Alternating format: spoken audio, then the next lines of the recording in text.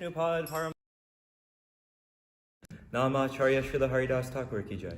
Prem se kaho Shri Krishna Chaitanya Prabhu Nityananda Shri Advaita Gadadhar Shiva Sadi Gaura Bhakta Shri Shri Radha Krishna Gopa Gopinath Shamakund Radha Kund Giri Govardhan ki jai. Vrindavan Dham ki jai. Mayapur Navadvip Dham ki jai. Srimad Bhagavatam ki jai. All glories to the assembled devotees. All glories to the assembled devotees. All glories to the assembled devotees. All glories to Sri Guru and Gauranga. All glories to Srila Prabhupada.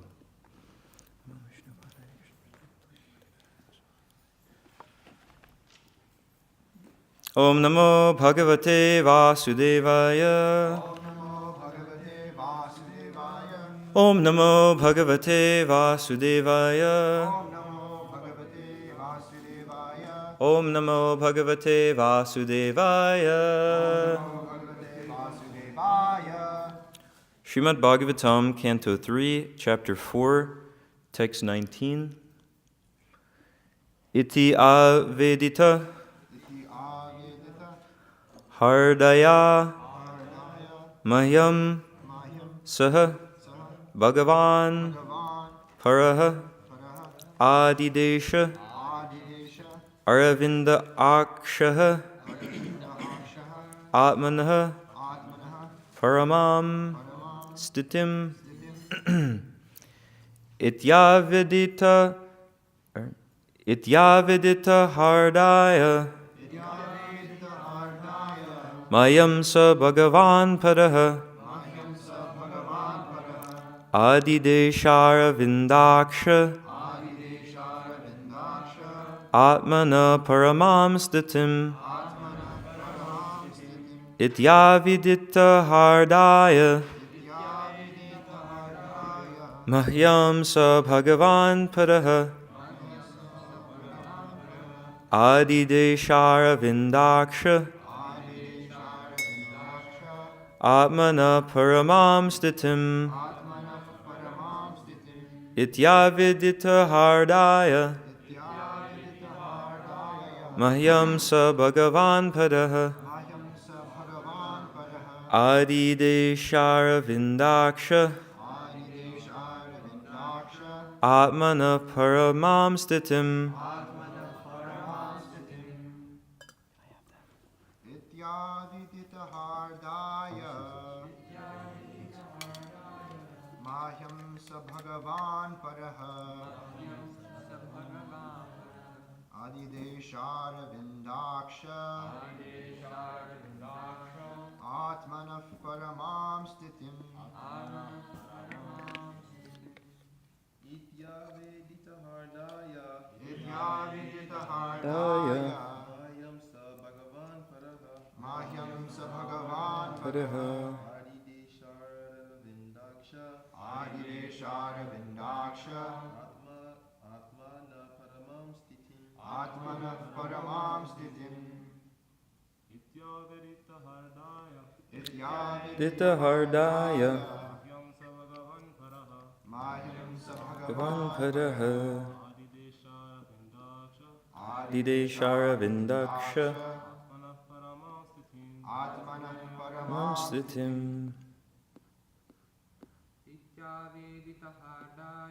Ityavidita Hardaya Bhagavan Padaha Adideshara Vindaksha Atmana Paramam Stitim. Matajis. Ityavidita Hardaya Mayam Sa Bhagavan Padaha Adideshara Vindaksha Atmana Paramam Stitim Ityavidita Hardaya Mayam Sa Bhagavan Padaha Adideshara Vindaksha Atmana Paramam Stitim Iti Avidita thus being prayed to by me.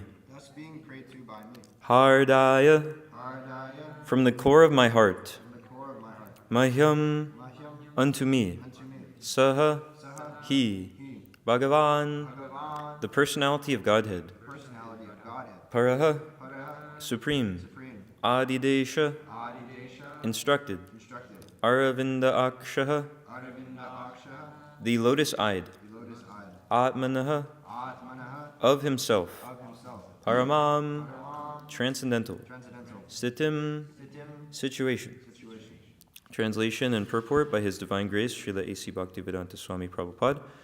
When I thus express my heartfelt desires unto the Supreme Personality of Godhead, the lotus-eyed Lord instructed me about His transcendental situation. Purport. The words Paramam Stitim are significant in this verse.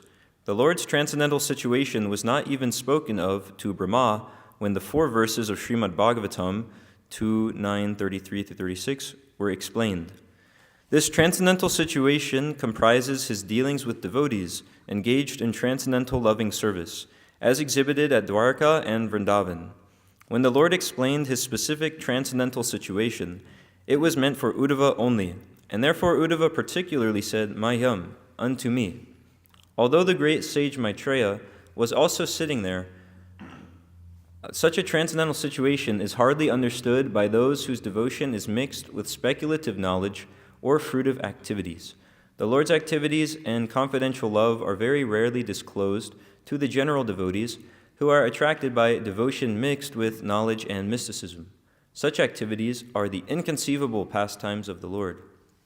Om Jnana Tamarandasya Gyananjana Shalakaya Chakshrun Militam Yena Tasmai Shri Gurave Namaha Shri Chaitanya Mano Bhishtam Shrapitam Yena Bhutale Swayam Rupa Kadahmayam Dadati Swapadantikam Vandeham Shri Guru Shriyutaf Padakamalam Shri Gurun Vaishnavamscha Shri Rupam Sagarjatam Sahagana Raghunathan Vitam Tam Sajivam Sadvaitam Savadutam Prijana Sahitam Krishna Chaitanya Devam Shri Radha Krishna Padan Sahagana Lalita Shri Vishakan Vitamscha Hey Krishna Karuna Sindhu Dinabandho Jagatpate Gopesha Gopika Kanta Radha Kanta Namostate Tapta Kanchana Gaurangi Radhe Vrindavaneshwari Vrishabhanu Sute Devi Pranamami Haripriye Vanchakalpa Tarubhyascha Kripa Sindhubhya Evacha Patitanam Pavanebhyo Vaishnavebhyo Namo Namaha Jai Shri Krishna Chaitanya Prabhu Nityananda Shri Advaita Gadadhar Shivasadi Gaura Bhaktivinoda Hare Krishna Krishna Krishna Hare Hare Hare Rama Rama Rama Hare Hare Nama Om Vishnu Padaya Krishna Prashtaya Bhutale Srimate Danavirga Swaminiti Namine Nama Om Vishnu Padaya Krishna Prashtaya Bhutale Srimate Bhaktivedanta Swaminiti Namine Namaste Saraswati Deve Gauravani Pracharine Nirvishesha Shunyavadi Pashtata Disitarine. When I thus expressed my heartfelt desires unto the Supreme Personality of Godhead, the lotus-eyed Lord instructed me about his situation. So we were reading in the purport that this transcendental situation comprises his dealings with devotees engaged in transcendental loving service. And that was exhibited in Dwarka and Vrindavan. And Krishna explained this situation to Uddhava only. It wasn't for everybody.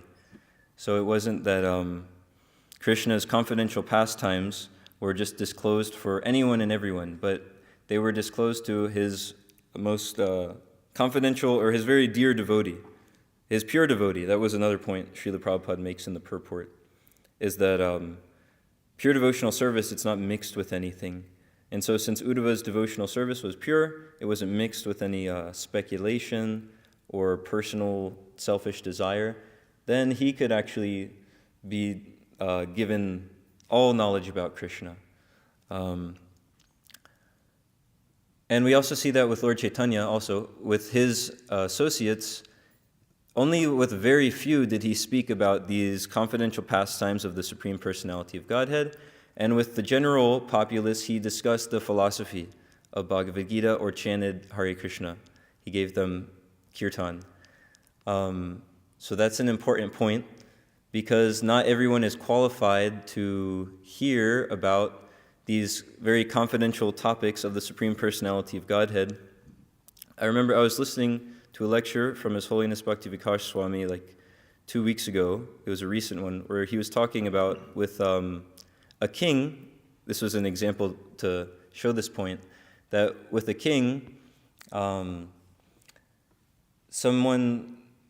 people don't go around disclosing all of his like very confidential activities. Like, here's what he was doing with his friends, and here's, they're making like very like familiar remarks about the king. Those things aren't really said openly in the public, but it would just be said around his small inner group. But then for the public, they have to make sure, that the understanding is there that, this person is the controller, he's in charge, you have to follow him, and like this because he's the king. So similarly, with Krishna's confidential pastimes and loving exchanges with his devotees, these things aren't just regularly given to ordinary people, because then they will bring their mundane idea into it and think that, okay, Krishna, he's enjoying with all these women, so then I can also do like that, because, follow in the footsteps of great personality or something. They'll bring some misconception like that into it. Or they'll think his activities are just the same as my mundane activities. Or there's actually another example that Srila Prabhupada explains how one might hear about the conjugal pastimes of Radha and Krishna, but they might be thinking of a mundane woman named Radha that they know, like an ex-girlfriend Radha. And then in this way, they're not getting purified by hearing these things about the Lord, because they're bringing their mundane idea into it. And they're getting contaminated, actually. I was hearing, there's a conversation between Srila Prabhupada and some of his disciples. And after hearing some of these similar points, one of the disciples says, but by, yes, sure, I have lust and greed and all of these things, and I'm conditioned, but by hearing about, Krishna's rasa dance, won't I become purified? And Srila Prabhupada and some of the other disciples some of his disciples start this kind of joke in the conversation where they're saying, no, you'll be putrefied, and that comes up more and more in the conversation. Because if one isn't qualified to actually understand these things, then by bringing their mundane idea into it and meditating on that, they become putrefied. They don't get the actual result. So that is expressed a lot throughout the Bhagavatam and in Srila Prabhupada's purports, that one has to be qualified to hear these like higher topics about the Supreme Personality of Godhead. And that way, if someone is fully pure, meaning they're free from sex desire, then when they hear these things about the Lord, they'll actually be thinking of the Lord. And by thinking of the Lord, one becomes purified, because he's the Supreme Pure.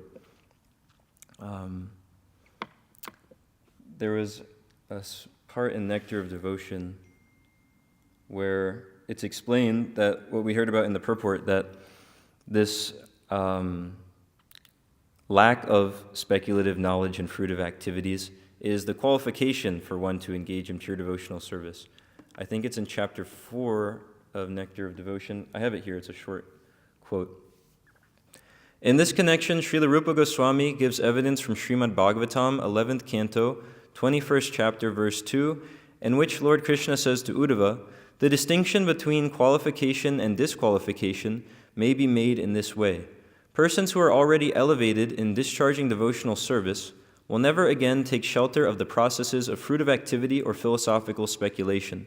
If one sticks to devotional service and is conducted by regulative principles given by the authorities and acharyas, that is the best qualification.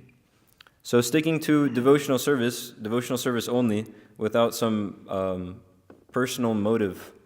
Anyabhilashita shunyam jnana karma dhyanavatram anukoyena krishnanu shilanam bhaktir uttama. That devotional service should be done without, this desire, this speculative knowledge, some personal material desire, or this engagement in fruitive activities. It should simply be done anukul, so favorably for Krishna's satisfaction. And then one is actually engaging in pure devotional service. And in that last quote, Srila Prabhupada was saying that if one sticks to this devotional service conducted by the regulative principles given by authorities and acharyas, that is the best qualification. So by sticking only to devotional service for Krishna's satisfaction, then one is actually qualified to make advancement in spiritual life and to understand Krishna and to hear more about him. But if one is engaged in a mixture of some Krishna consciousness, some Maya consciousness, then these kind of things that are disclosed to Uddhava won't be helpful for them. And in that conversation I was mentioning earlier in 1976, Srila Prabhupada was mentioning how we can see that those who prematurely want to jump to these topics about Krishna and his conjugal pastimes, we can see that it's not helpful for them because they're engaging in so many sinful activities. So one takes to the process of Krishna consciousness when they're free from all sinful activities and nonsense desires. But we see these people like so-called Babajis. They dress as a Babaji and they might hang around some holy place. But then after seeming so attached to these pastimes of Radha and Krishna and maybe making a big show, like crying, rolling on the ground or whatever, then we see what are their activities afterwards. They go and spend time with their illicit girlfriends or take some sort of intoxication, smoking bidi. I've heard that mentioned often. So we can see that such a person isn't actually qualified to hear about Krishna because they're not interested only in Krishna, but they're interested in this material world, trying to enjoy their material senses. Another point that was mentioned here is that devotional service, it has to be done for Krishna's satisfaction, and that's real devotional service. That's the stage of pure devotional service. It's uninterrupted and unmotivated. There's no selfish motivation or my own desire. Like, I'll do kirtan so I can become like a big rock star, spiritual rock star. That wouldn't be pure. Or I'll give classes so that I can be known as like a good speaker and very scholarly and like the head honcho or something like that. That's not pure. But it's done without any personal motivation. Or and it's uninterrupted. So it's not that I'll do devotional service for some time and then at the other times I'll do all sorts of nonsense. That wouldn't actually work because one has to be fully absorbed in Krishna consciousness in order to get the result, to get out of this material world. To become pure, one has to be fully absorbed in the supreme pure Krishna. So that means they're always thinking of Krishna, they're always acting for Krishna, they're always serving Krishna, remembering him, trying to serve his devotees. And in that way, one can actually engage further in devotional service because that's also real humility. I remember reading once that humility means to give up sense gratification.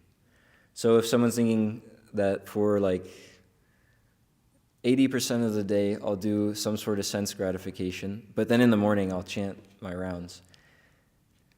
That's nice that they're chanting. They'll get some purification from the chanting, but will they be able to go on chanting? Most likely not. Because like when we were reciting the Shikshashtakam every morning, we hear that in order to always chant the holy names of the Lord, Trinadapi Sunichena Tvoriva Sahishnuna Amanina Manadena Kirtaniya Sadahari. One has to be in a humble mood. And so that humility means give up sense gratification. Because I'm not actually the sense enjoyer. That's Krishna, he's the supreme sense enjoyer. So my actual position is to provide for the satisfaction of Krishna's senses. So engaging in mixed activities, like I'll do japa while I ride my skateboard. I saw a video like this.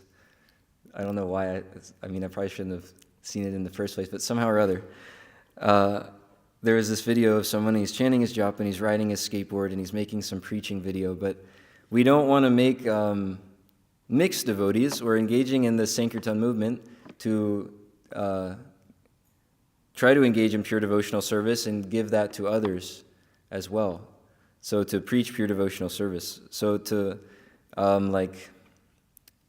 engage in mixed devotional service and then present it as a preaching tactic isn't the best idea, because we're not interested in making mixed devotees.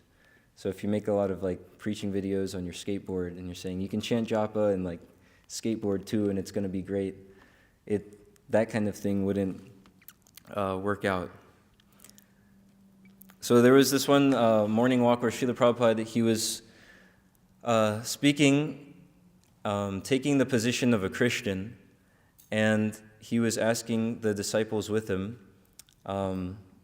so I'm going to church every Sunday.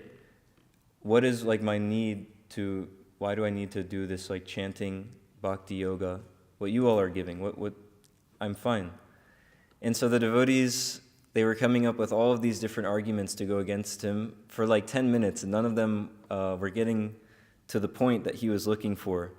They were saying, well, by doing this process, you'll be supremely purified. And then Srila Prabhupada would say something like, yeah, well, by going to church, I'm also feeling some purification.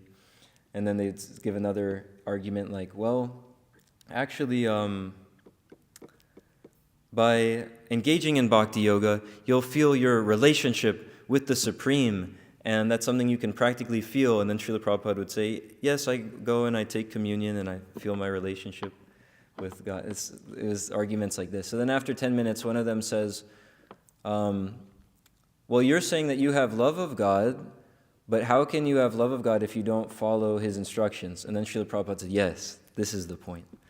So one actually has to, if one wants to develop, or if one says that they have love for anybody, it would mean they at least take what that person says and follow it. So if someone is saying, I want to develop love for the Supreme Personality of Godhead, it means they have to follow his instructions. So with this example of the Christians, many of them say, oh, I love Jesus so much, but then they don't follow his very basic instructions, like thou shalt not kill. I love Jesus so much, but at the same time I'll pay for meat that's keeping slaughterhouses open, and I'm eating the meat, which means killing in huge excess. So that's not love, because they're not even doing the most basic thing of following the instructions of the person that they're trying to love or so-called follow or worship. But after making that point, Srila Prabhupada takes it one step further, which usually we see on book distribution if we meet some Christians and take the time to preach to them, which is usually a waste of time. If they're just coming to preach to us, we can see then that's a waste of time, because we're not there to do Shravanam, but we're there for Kirtanam, Sankirtan. We're there for actually preaching to them that this is what you need, take this book, give a donation. But if they're preaching to us, or coming in that mood, which usually starts with hi, what's your name? In a really forceful way, you can usually know right off the bat like that. I know that might sound kind of odd, but that's usually how they start their whole spiel. I don't know why, but hello, what's your name? And then they look at you really angry. And then after asking you a million questions about the philosophy, and you might waste half an hour or a whole hour, then they'll say, that's really great. And you say, well, can you please take the book? And then they'll say, well, actually, have you heard of Jesus Christ? And they go, wasted my whole day. So that's usually a complete waste of time. But if someone maybe seems a little bit favorable or something, or whatever the reason is, and we preach to one of these people and give them some time, usually it just goes up to this point of you're not following the instructions of God that he gives in scriptures, so how can you say that you love him or that you're his follower? He says, thou shalt not kill, and you're killing. Usually it doesn't go any further than that. But in this conversation with Srila Prabhupada's disciples, he takes it one step further and mentions this point how, anyway, in our process, we're engaging in this activity only for the satisfaction of God. So it's pure, it's purely motivated. It's out of a desire simply for him to be pleased. While the thing that you're doing is mixed. You're going and saying, please give me this, please give me my daily bread, please give me my nice car, please give me all of these, please give me. There's some, at least a tinge of some motivation there that I want something for myself. So that was one way he takes it a step further, is to show that devotional service is the supremely pure process because it's being done selflessly, simply with the desire for Krishna to be satisfied. And since Uddhava is engaging in devotional service in that way, he becomes qualified to actually know about Krishna. And Krishna explains who he is in the Bhagavad Gita in verse 8 of the 10th chapter. He explains who is God, and this is a perfect definition of God. Some people, I remember in the following Srila Prabhupada series, one disciple of Srila Prabhupada explains how he used to be interested in Buddhism. So before he met any devotees, he was always hearing that you can't say what the supreme truth is, you can't say what it isn't, you can't say that it is and is not, you can't, this whole word soup. And he was never satisfied with that because it sounds crazy. But then when he walked into one of Srila Prabhupada's classes, he heard Srila Prabhupada say, Krishna is the supreme personality of Godhead. And then he thought, all right, that sounds perfect. And he was convinced there. And he still had one doubt where he was thinking, okay, everything Srila Prabhupada is saying sounds perfect, sounds spot on, but what if he is misled? And then he heard Srila Prabhupada say, everything I'm giving, he said, I'm simply stating what is in Scripture. And then his doubts were cleared. And after that, he fully took up the process. I forget who this was. It's in the beginning of following Srila Prabhupada. But, so that's Krishna. He's the Supreme Personality of Godhead. And he gives the definition in Bhagavad Gita of, this is a perfect definition of God. Chapter 10, text 8. He says, Aham sarvasya prabhavo mata sarvam pravartate iti madva bhajante mam buddha bhava samanvitaha. He says, I am the source of all spiritual and material worlds. Everything emanates from me. The wise who perfectly know this engage in my devotional service and worship me with all their hearts. So that's God. He's the origin of everything. There's nothing that's not coming from him. And since he's the origin, then just like if something is coming from someone, like if somebody has a baby, that baby is their child. Or if someone has a car, that car is theirs. So everything's coming from him. That means he's also the proprietor of everything. Some people are a little bit sleepy in the audience. So since he's the origin of everything, that means he owns everything. And if he owns everything, that means everything has to be engaged in his service. It's not that we can use something only for ourselves. Why? Because that something is coming from Krishna. So that means it belongs to him. It has to be used for him. So if we use anything, even our mind or our senses, our sense of sight, our intelligence, our words, if we don't use it for Krishna, then that's the incorrect use. It's just like a thief, because it didn't belong to us in the first place. He's the one giving all of these things. So the proper use of them is for them to be engaged in his service. We learn, okay, how does he want these things to be used, and then engage them in that way. And after explaining who he is as the supreme and what is God, Krishna tells in that same verse some idea of how to actually know him. So here's what God is, and then how do you know God? He explains that the wise who perfectly know this engage in my devotional service. I'm looking for the Sanskrit word there. There was buddha bhava samanvitaha. So those who actually, you have to go to those who know him, the devotees. They're engaged in his devotional service, and actually by hearing from such persons, we can also become engaged in Krishna's service. He explains more of that in the next verse, 10:9, that Machita madgata prana bodhiyanta parasparam katayantas chamam nityam tushanti cha ramanti cha. So one should find those wise persons that are engaged in his service, the devotees. And when they find the devotees, then what do? they hear from them. He says, "The thoughts of my pure devotees dwell in me. Their lives are fully devoted to my service, and they derive great satisfaction and bliss from always enlightening one another and conversing about me." So by going and inquiring from the devotees of Krishna, then one begins to actually learn about him. And by hearing about him, one becomes attached to him and also learns how to engage in his service. And then what happens? By discussing Krishna with devotees, tushanti cha ramanti cha, one becomes tushanti, pleased. Krishna he's the reservoir of all pleasure. So by hearing about him and discussing him, one also feels great pleasure or happiness.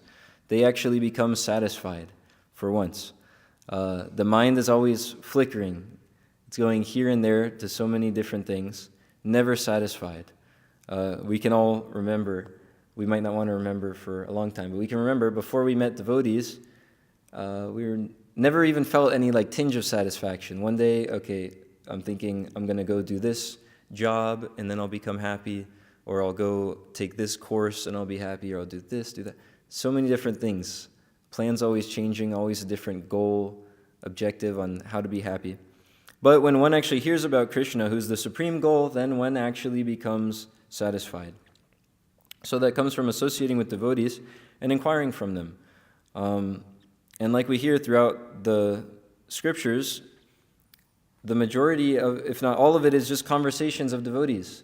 And what are they talking about? They're not talking about the stock exchange, or like who's the most wealthy guy in the country, or how they're going to get rich. They're talking about Krishna. They know, okay, what do I want? Krishna. So when they come together, what happens? They immediately think of Krishna and start discussing him.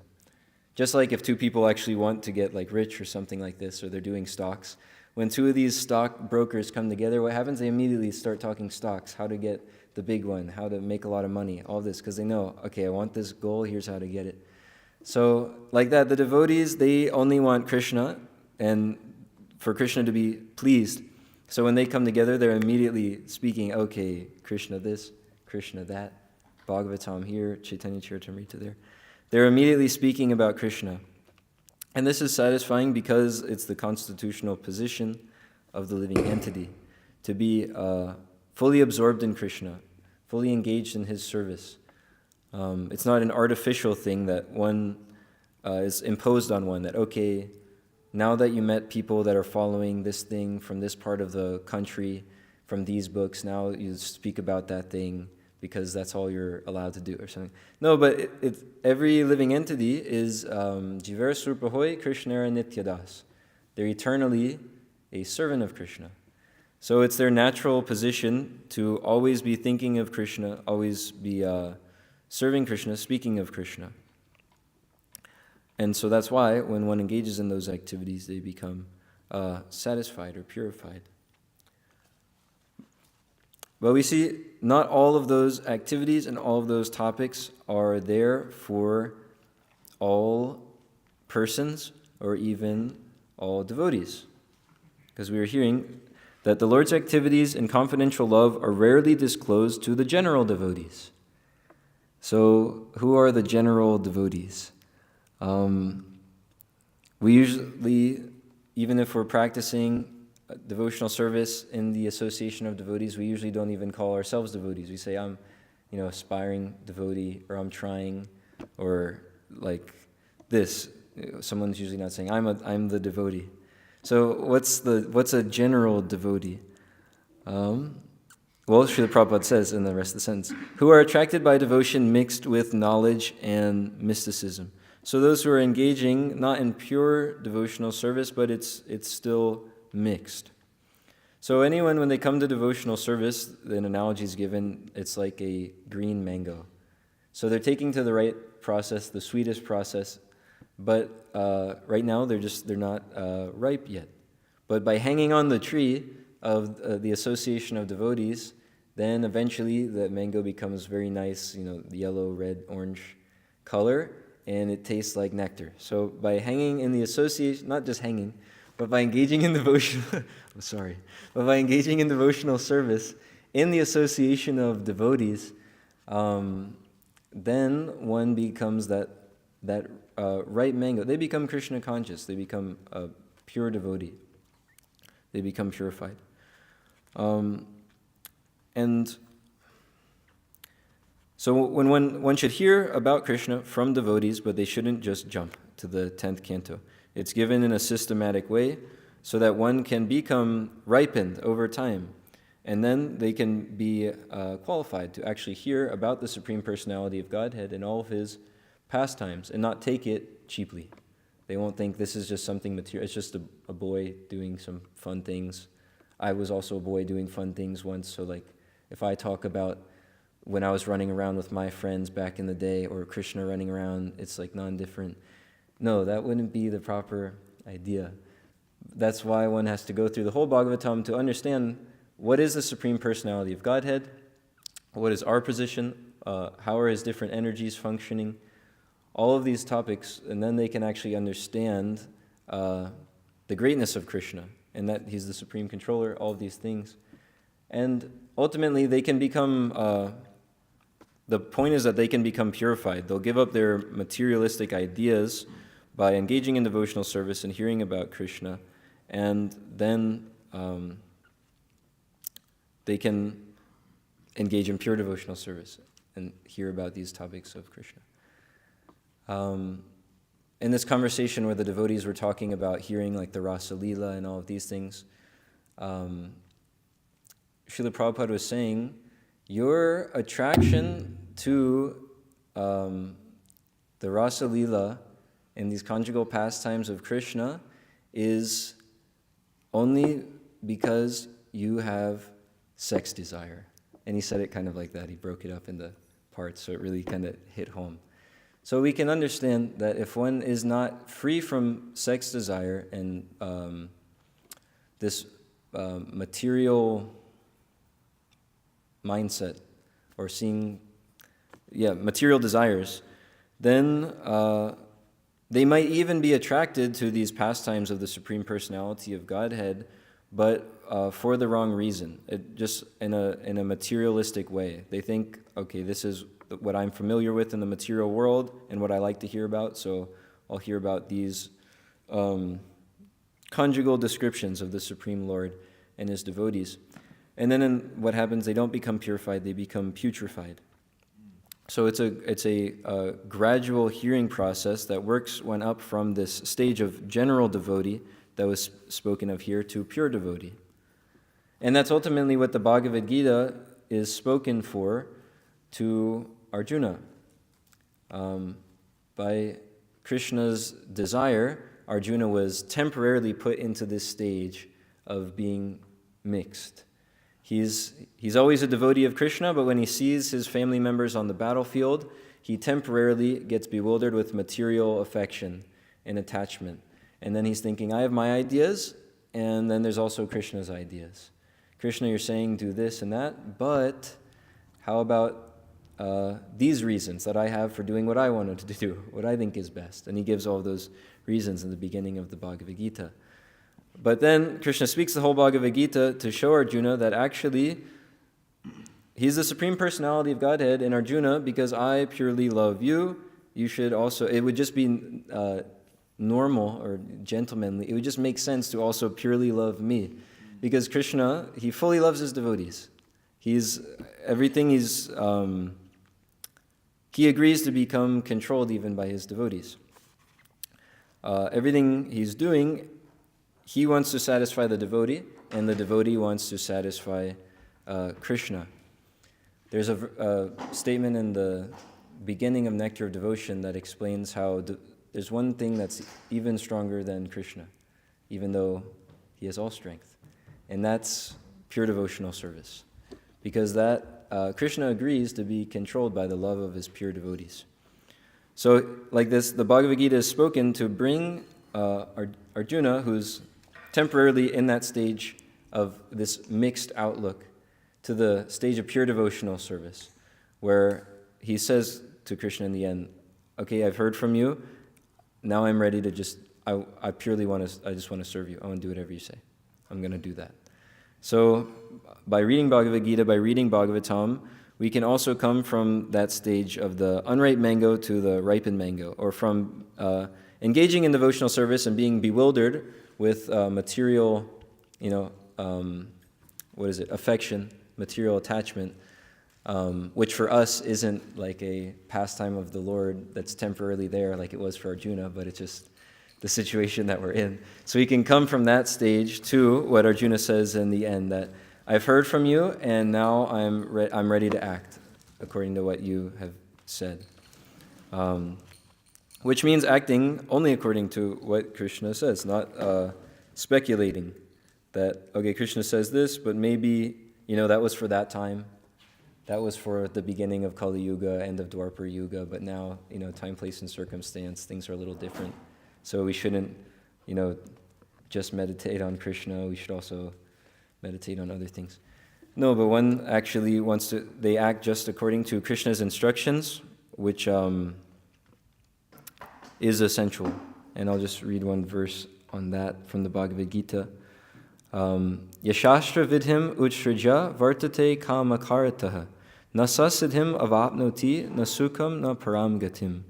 This is essential that one actually acts according to Scripture. Krishna explains in Bhagavad Gita, he who discards scriptural injunctions and acts according to his own whims attains neither perfection nor happiness nor the supreme destination.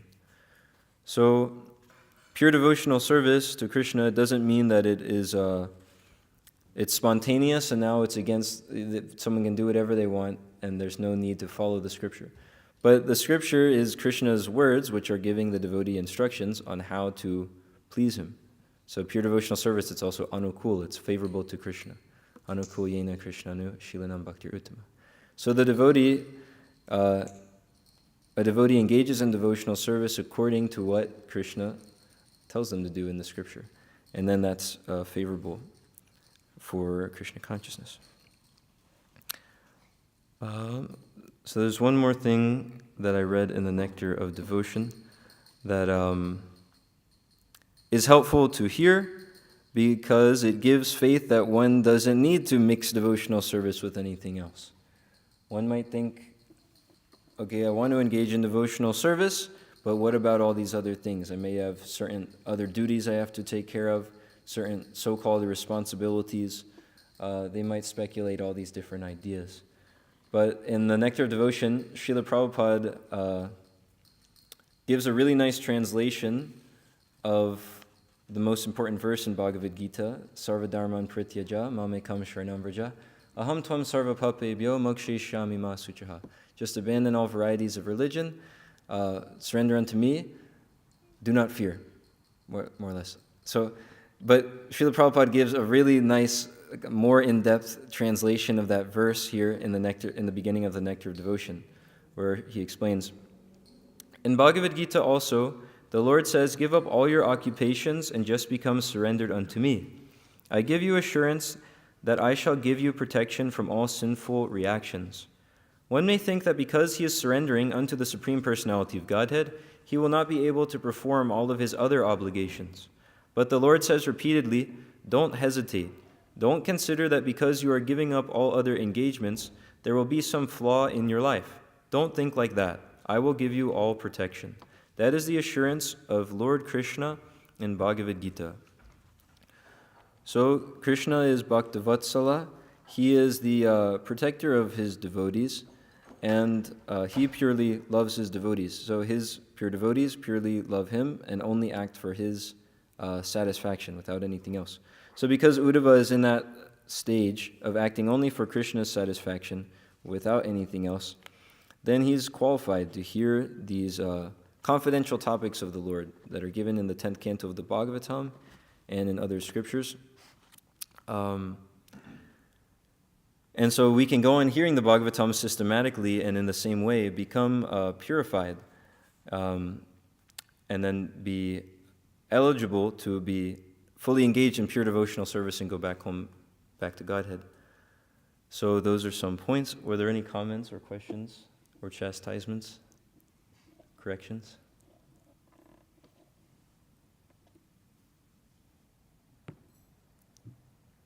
Anybody?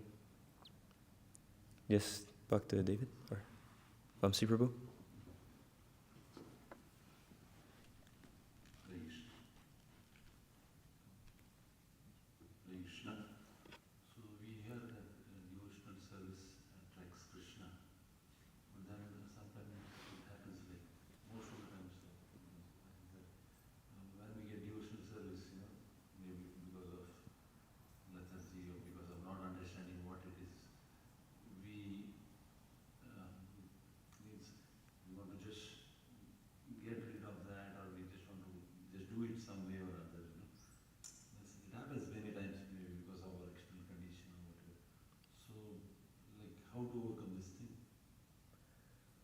You were saying when we hear about devotional service, what was it that we want to get rid of? Sorry, I didn't. No, not rid of. I'm saying that we just do it maybe as if like it's been given to us, or maybe as a formality, something like that. Means it should be done in an aspect that it's related to Krishna, and we should put our heart and soul. We just want to get it done sometimes. Well, that's the thing is that we're engaging in Krishna service, so that's good. One can engage in service in a duty mode. When I used to go on traveling Sankirtan with this devotee Parmeshwar Prabhu, he would often make this point about when we're on TSKP, he wanted to make sure that we were in duty mode, because that way we wouldn't space out or neglect any of what we have to get done. So it might not have always been with the most enthusiasm, which is favorable for Krishna consciousness, or with the best mindset that I'm doing this for Krishna's pleasure. This is actually what Nectar Devotion describes as the rarest thing that I'm actually being able to engage in right now, devotional service. It's like the highest achievement. We might not be thinking about that, but because we've got this sense of duty, then that's good, because that'll still keep us engaged in that service. That, okay, this is what's been given to me, like with our chanting. Our spiritual master gives us the beads, and we take a vow that I will chant 16 rounds every day without fail, and trying to avoid the 10 offenses. And so when we start that, it's not, at least for me, and I think 99% of everyone else, it's not that we start and it's immediately on the pure platform of chanting, and we're relishing the holy name and all of these things. But when we start, we're doing it out of duty. And by continuing to engage in that activity out of duty, that, okay, my spiritual master has instructed me in this way, and I've said I'm going to do it, and so I'm doing it. When we continue on like that, the process of devotional service itself is purifying. So by engaging in that activity and sticking with it, we also hear that verse that it should be uninterrupted. Ahaitukiya pratiyata. So by engaging in that activity, not giving it up, but continuing it even out of duty, we become purified, and eventually get to that stage of pure devotional service where it's all being done in Krishna consciousness. We understand that this activity is the highest thing, it's the rarest thing, and I'm getting the chance to try to do this for Krishna's pleasure. I hope that he'll accept it. We'll be fully in that consciousness and throughout all of our service. Eventually, by engaging in the services that we're given and have taken up, even just out of duty for now. Like the ripened mango, we were engaging in it and eventually it becomes ripened. Does anyone have any more points on that, maybe? I don't know if it was satisfying. Dr. David?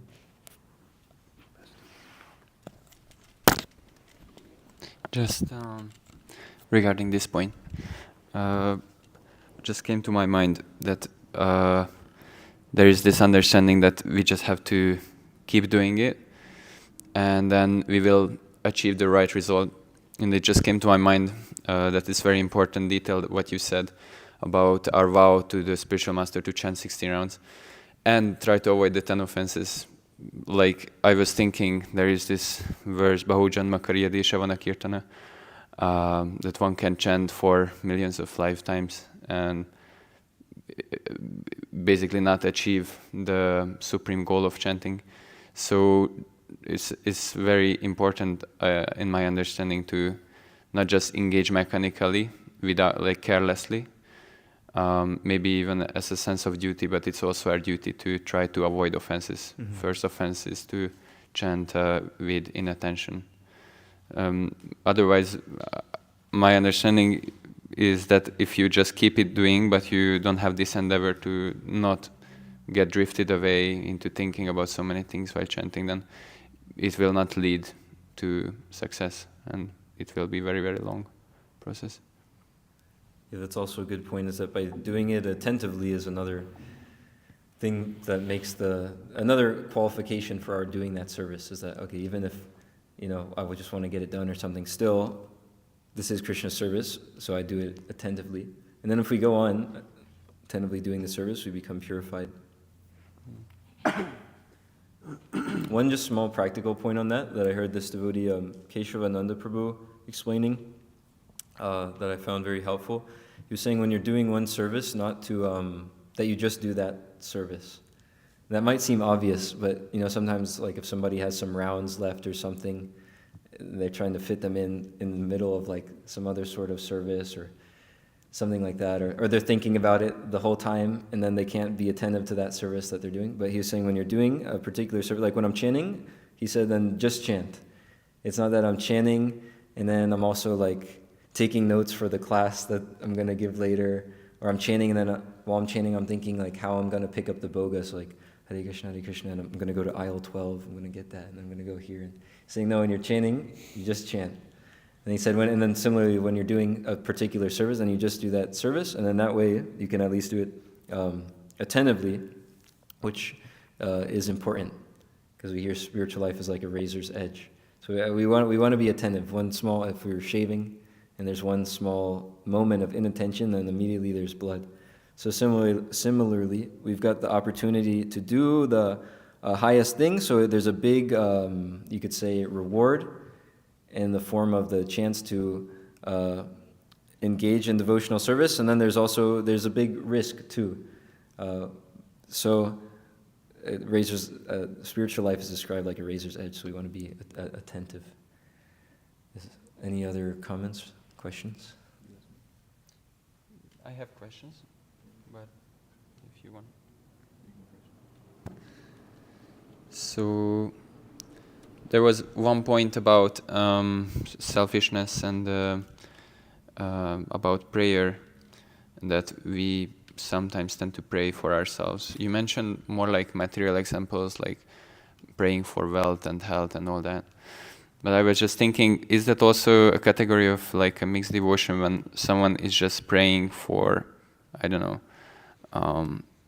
to get rid of material desires, or just things that were related to me? So I'm approaching Krishna, please give me this, give me that. Of course, it's like a higher quality, but is this like still counted as a mixture of, so it's not pure devotional service, or what is your understanding?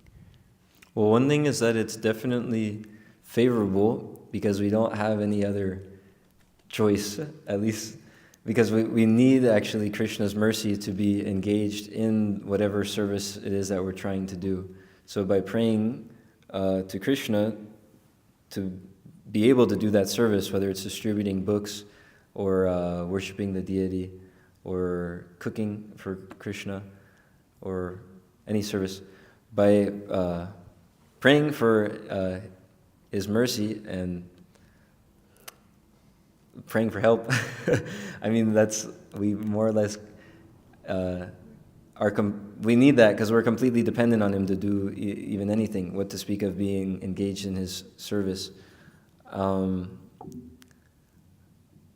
On the point of, is it technically mixed if you're praying to Krishna for to be like free from material desires?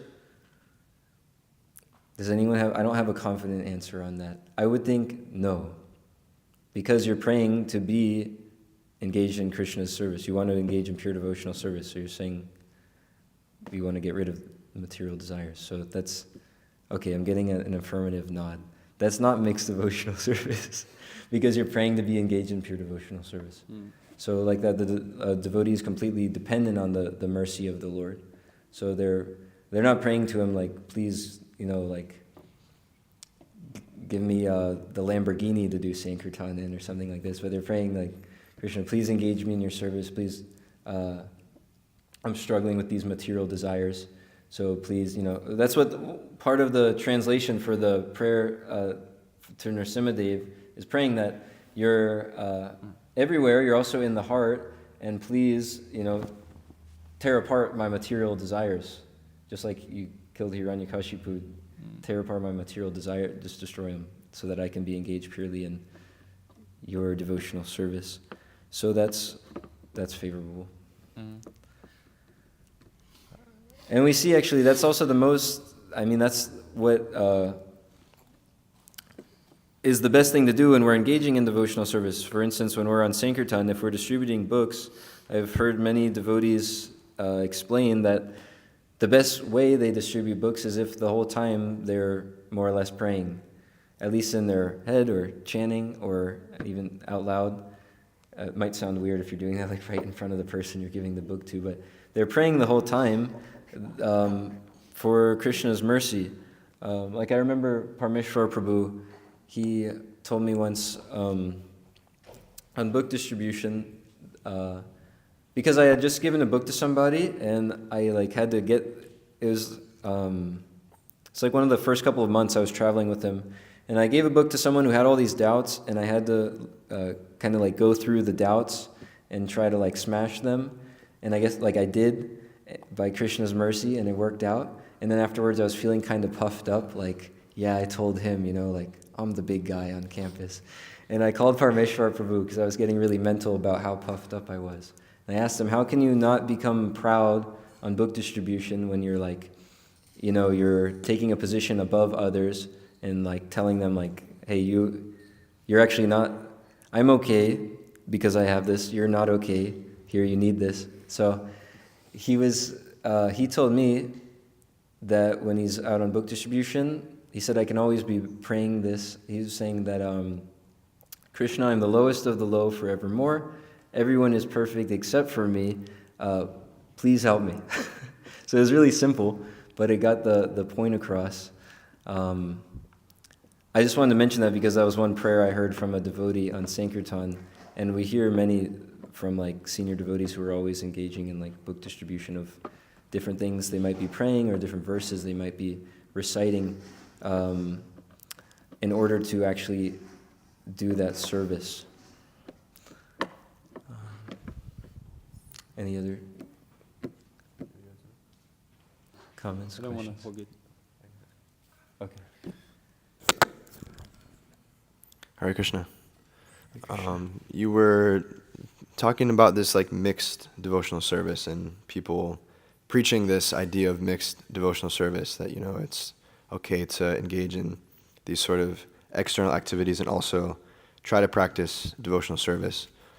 And my question was, how do you sort of engage people who only want to practice mixed devotional service, where they might like chanting or they might like coming to the temple, but they might not be ready to give up all their material attachments and material desires? Is it just that we tell people, okay, you have to practice this way, and if you can't, then it's oh well?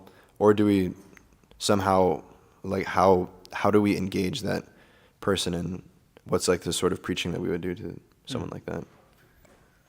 Well, people can be engaged in what if they're only ready for a certain thing, like you're saying, then they can be engaged in what they're ready for. If they're only ready for coming to the Sunday feast and taking prasadam and hearing the class, they can be engaged in that. And then there's also, even if someone's only doing that, there's other services that they can do too. They can bring I've seen at Sunday feast, sometimes congregation members come and they bring tons of boga that they just bought for the temple. So it's there's services that they can also be doing. But people can be engaged according to where they're at. And then if it's an incompatible situation, like you're saying, if you're in an ashram that's engaging in devotional service that's in the most practical way, just as it's given, just Srila Prabhupada's, the full program that he gave, and you're saying that they're not ready for that, they're saying, okay, I don't want to, whatever it is, then they can go somewhere where they can engage in what they're where they're at. If it's like not a program that they're like eligible for, like full-time service in the temple, then they can go to something where it's like something in between.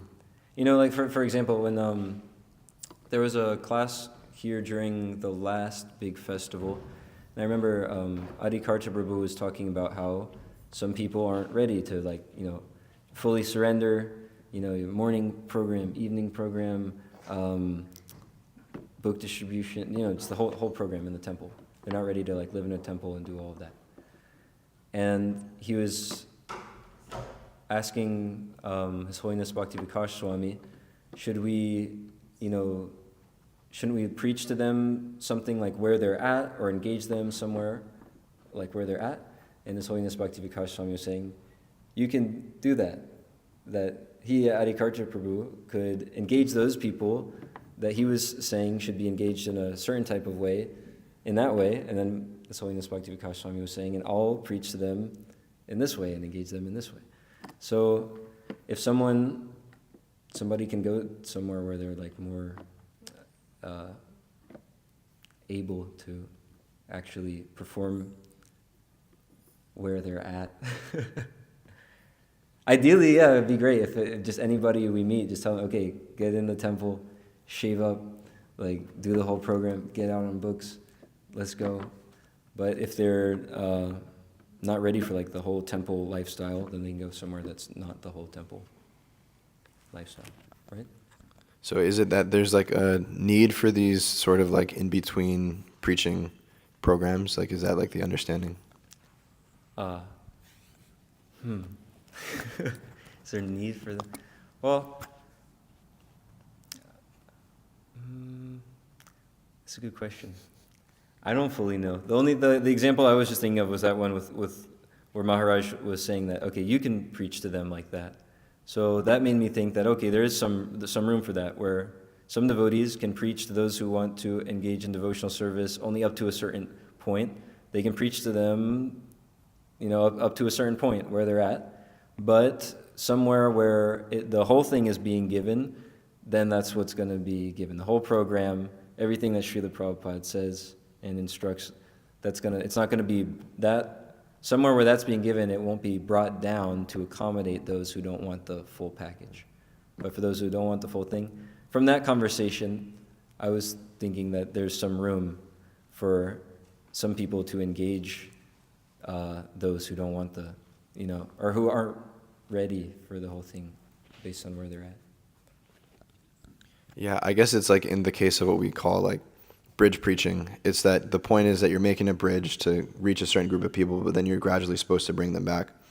But I guess what often happens is when people are sort of engaging people in this mixed devotional service is that they begin to get contaminated by it also. So you kind of have to get like a balance where you yourself have to be very strict and very set in, you know, the proper way of devotional service and following the proper process.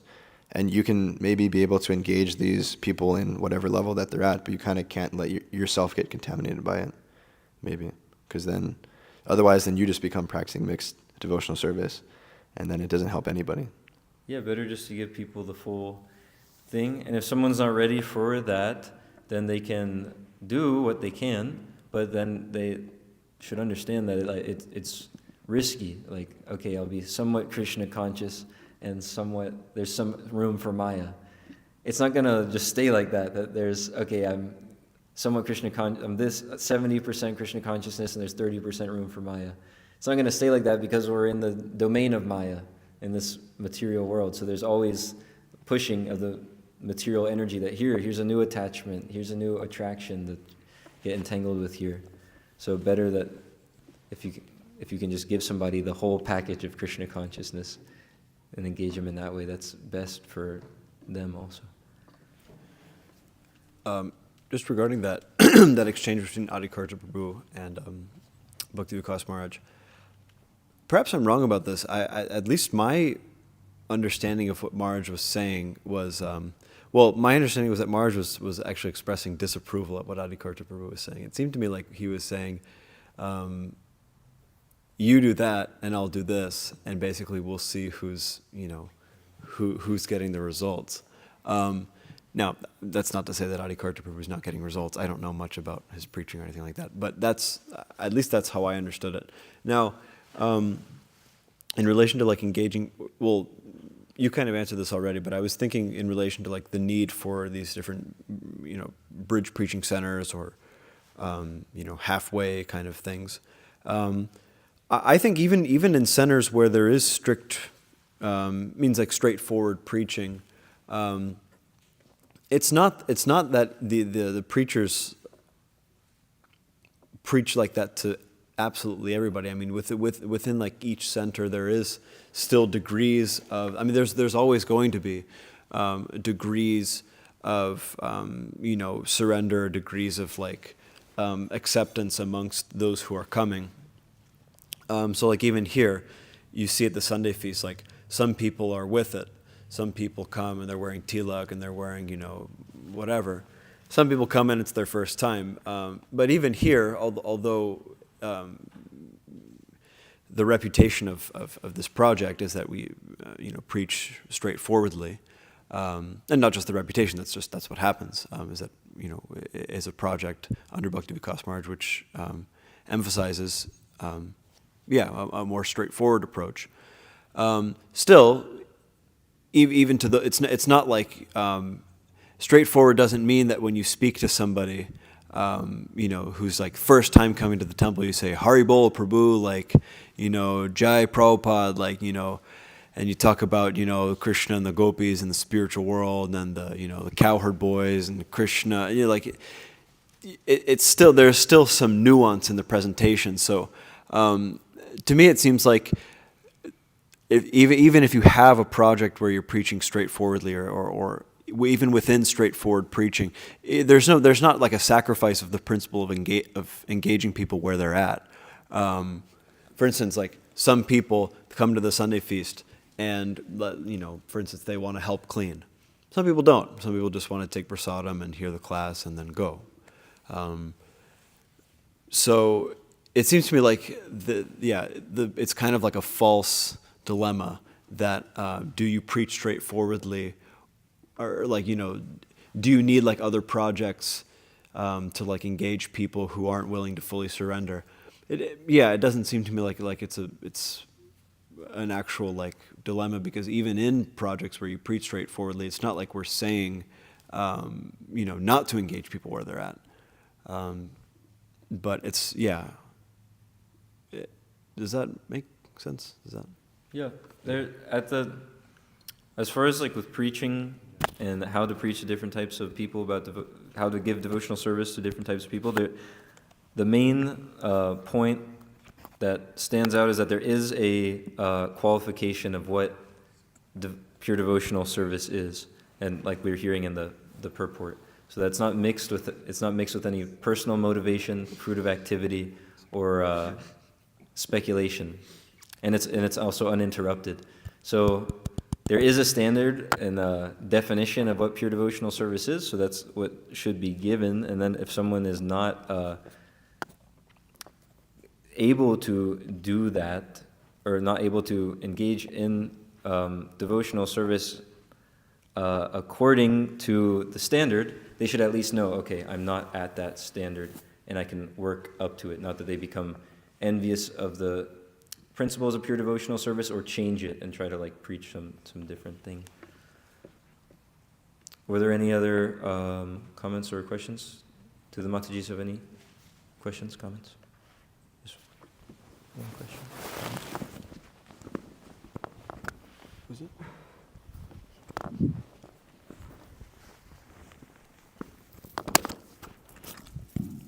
One thing that always comes to mind, like when we're talking about, accommodating, people that can't follow the standard, is Prabhupada's emphasis on Varnashram. That's what Varnashram accommodates for. It's not that everyone will particularly be at the higher standard, but at least if they're in Varnashram, there'll be room for them, and so that's what Prabhupada always emphasized with Varnashram. And then it was particularly reminding me of, I was reading about Prabhupada's like goals for Mayapur, and that was actually one of the things that he wanted. Actually, I think it was Juhu, but even Mayapur too. But even Juhu, that was one of the things, is that he wanted like people who were just attracted to Krishna consciousness to be able to live amongst devotees and, you know, have their children educated amongst the devotees' children, and not that they had to come to, you know, the highest platform of devotional service, but gradually, you know, all of these preaching methods, they're to attract people to come to the standard eventually, but also to rise them up, you know. So, and even like with bridge preaching, Bhakti Vikas Maharaj also makes a point that it was a lecture where he was emphasizing bridge preaching. He was saying all preaching is actually bridge preaching. Because, you know, we're creating a bridge, you know, to preach to these people. We're creating something, you know, in order to get the philosophy across to them. So it's not that it always has to have a negative connotation. I've heard many conversations where Srila Prabhupada is explaining how there are several times where he says not everyone will take to devotional service. Not everyone will become a devotee. But that's why Varnashram Dharma is essential, because then this is the structure, that the whole world can be engaged in such a way that they gradually make progress, even if they're not engaging in devotional service, like even in this lifetime. So that is essential for the whole world to actually be engaged in heading towards the goal of life, which means pure devotional service to Krishna.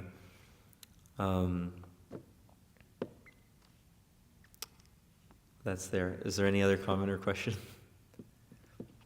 At the same time, I've never heard any recommendation for like hearing the like super mixed presentations of Krishna consciousness, or like the very bridge preaching. I've never heard any like senior devotee or authority in Krishna consciousness say like, yeah, well, you know what would really help you? Like, go listen to this like talk at Google that a devotee gave, or this or that. I've never heard a recommendation of that for someone who's practicing. Actually, even for someone who's not practicing yet, I've never heard like, oh yeah, take this book and also listen to this like yoga class or something like that. So that's also there. Okay, Srimad Bhagavatam ki jai, Srila Prabhupada ki jai.